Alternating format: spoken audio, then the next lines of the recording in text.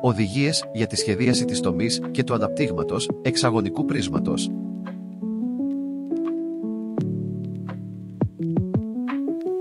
Ένα εξαγωνικό πρίσμα τέμνεται από ένα επίπεδο χ, το οποίο σχηματίζει με το οριζόντιο επίπεδο γωνία. Για να σχεδιάσουμε το ανάπτυγμα του εξαγωνικού πρίσματος, εργαζόμαστε ως ακολούθως. Αρχικά, σχεδιάζουμε την ορθογραφική προβολή του πρίσματος.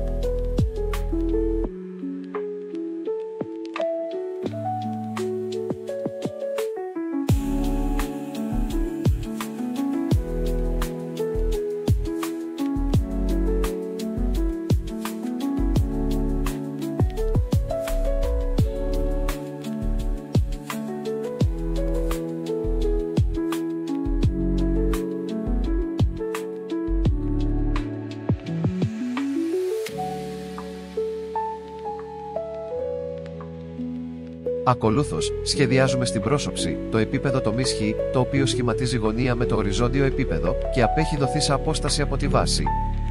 Παρατηρούμε ότι το επίπεδο τομής τέμνει τις ακμές του πρίσματος στα σημεία α1, β1, γ1, δ1, ε1 και ζ1.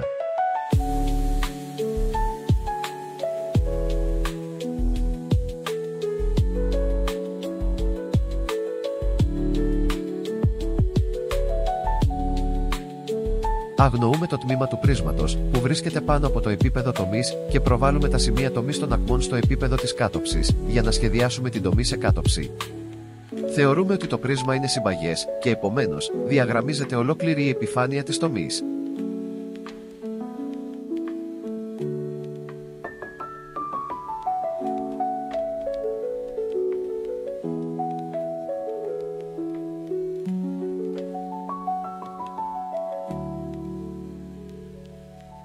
Έτσι, προβάλλοντας τις ακμές του πρίσματος από την κάτωψη και τα σημεία τομής των ακμών από το επίπεδο χ στην πρόσωψη και στο επίπεδο της πλάγιας όψης, σχηματίζεται η τομή στην πλάγια όψη.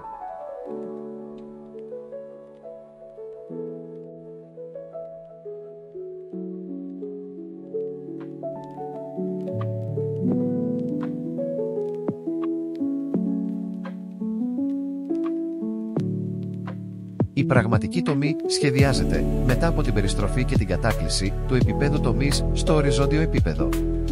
Δηλαδή, με κέντρο το σημείο όμικρον και ακτίνες όμικρον α1, όμικρον β1, όμικρον γ1 και όμικρον δ1, γράφουμε τόξα μέχρι τον οριζόντιο άξονα. Προβάλλουμε προς τα κάτω όλα τα σημεία και συνδυάζοντας τις προβολές από την κάτωψη, προσδιορίζουμε τα σημεία α1, β1, γ1, δ1 και ε1. Ενώνοντας αυτά τα σημεία, προκύπτει η πραγματική τομή.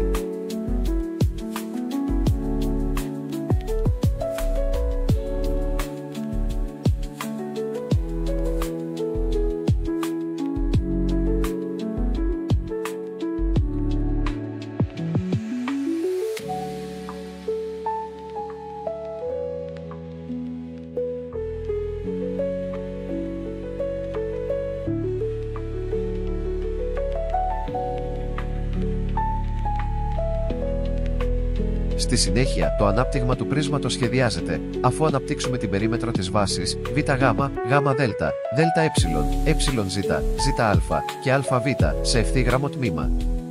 Από κάθε σημείο φέρουμε κάθετες γραμμές, πάνω στις οποίες μεταφέρουμε τις αποστάσεις ΑΑ1, ΒΒ1, ΓΓ1 και ΔΔ1 από την πρόσωψη και ενώνοντάς τις, σχηματίζεται το ανάπτυγμα.